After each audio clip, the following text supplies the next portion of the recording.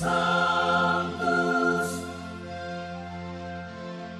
Sanctus, Sanctus Dominus Deus Sabaoth. Bapak, Ibu, dan saudara-saudariku yang terkasih dalam Tuhan kita Yesus Kristus, salam sejahtera untuk kita semua. Berkat Allah yang Maha Kuasa senantiasa menyertai kita.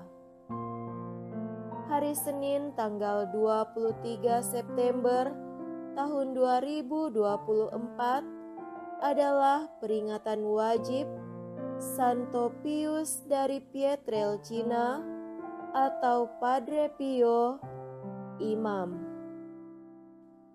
Padre Pio atau Francesco Forgione lahir pada tanggal 25 Mei tahun 1887 di Pietrelcina, Italia Selatan, dari keluarga petani Grazio Forgione dan Maria Giuseppa D'Annunzio atau yang kita kenal dengan sebutan Mama Pepa.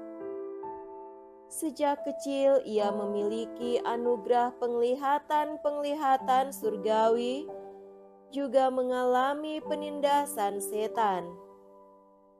Saat ia berumur 16 tahun, atas dorongan Roh Kudus, ia masuk novisiat biarawan Kapusin di Morcone dan menerima jubah Fransiskan. Karena kesehatannya yang buruk, setelah ia ditabiskan sebagai imam pada 10 Agustus tahun 1910 di Katedral Bonevento, ia harus tinggal kembali bersama keluarganya.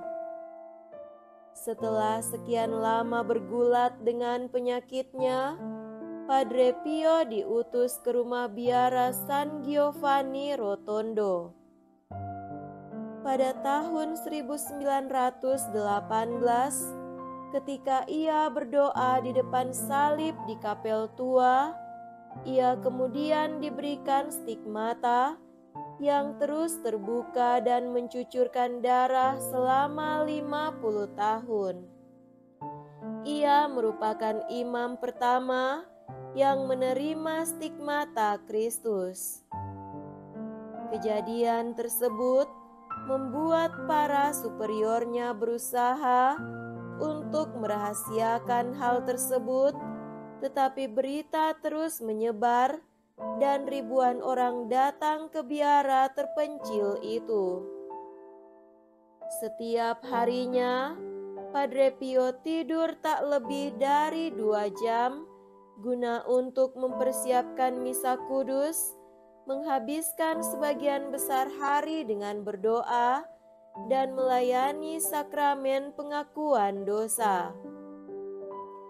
Selama 50 tahun imamatnya, Padre Pio menjalani persatuan akrab mesra dengan Tuhan melalui Ekaristi Kudus. Ia tulus menganggap dirinya sebagai tidak berguna, tidak layak menerima anugerah-anugerah Tuhan, penuh kelemahan dan cacat celah. Walau demikian, diberkati dengan karunia-karunia ilahi. Ia meninggal dalam usia 81 tahun pada tanggal 23 September tahun 1968. Setelah meninggal, kamarnya dipenuhi bau harum semerbak selama beberapa saat lamanya, bau harum yang memancar dari luka-lukanya selama 50 tahun penderitaannya. Stigmata itu tak lagi tampak, tak terlihat sama sekali adanya darah ataupun tanda-tanda bekas luka. Padre Pio dinyatakan sebagai venerabilis pada tanggal 18 September tahun 1997 oleh Paus Yohanes Paulus II dan dikanonisasi pada tanggal 16 Juni tahun 2002. Marilah kita mendengarkan dan merenungkan bacaan-bacaan kitab suci. Dalam nama Bapa dan Putra dan Roh Kudus. Amin. Bacaan pertama dari kitab Amsal bab 3 ayat 27 sampai 34. Anakku, janganlah menahan kebaikan terhadap orang yang berhak menerimanya, padahal engkau mampu melakukannya. Janganlah engkau berkata kepada sesamamu, "Pergilah dan kembalilah, esok akan kuberi," sedangkan yang dia minta ada padamu. Janganlah merencanakan kejahatan terhadap sesamamu, sedangkan ia tanpa curiga tinggal bersamamu. Janganlah bertengkar secara semena-mena dengan seseorang yang tidak berbuat jahat terhadapmu. Janganlah iri hati kepada orang yang melakukan kelaliman, dan jangan memilih satupun dari cara hidupnya. Sebab orang yang sesat adalah kekejian bagi Tuhan, tetapi dengan orang jujur, Tuhan bergaul erat. Kutuk Tuhan ada di dalam rumah orang jahat, tetapi tempat kediaman orang benar diberkatinya. Berhadapan dengan pencemooh, Tuhan pun mencemoohkan, tetapi orang yang rendah hati dikasihinya. Demikianlah sabda Tuhan. Syukur kepada Allah.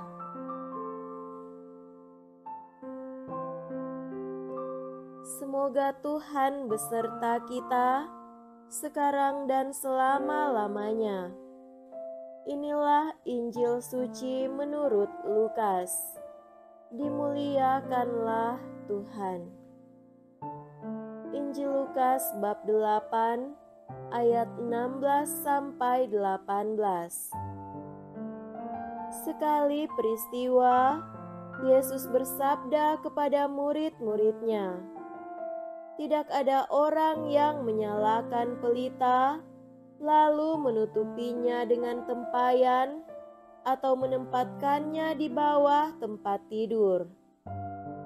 Tetapi ia menempatkannya di atas kaki dian, supaya semua orang yang masuk ke dalam rumah melihat cahayanya.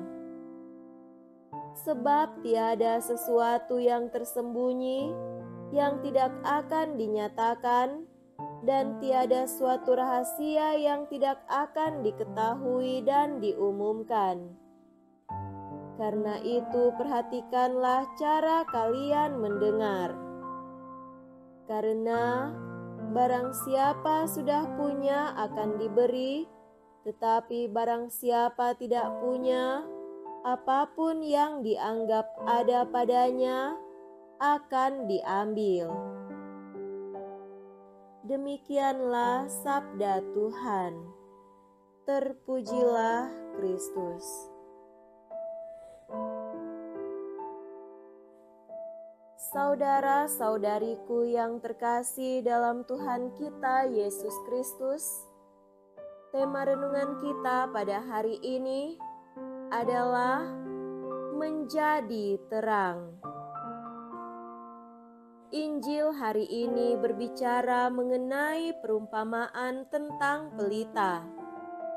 Yesus berkata, "Tidak ada orang yang menyalakan pelita, lalu menutupinya dengan tempayan, atau menempatkannya di bawah tempat tidur, tetapi ia menempatkannya di atas kaki Dian, supaya semua orang yang masuk ke dalam rumah dapat melihat cahayanya.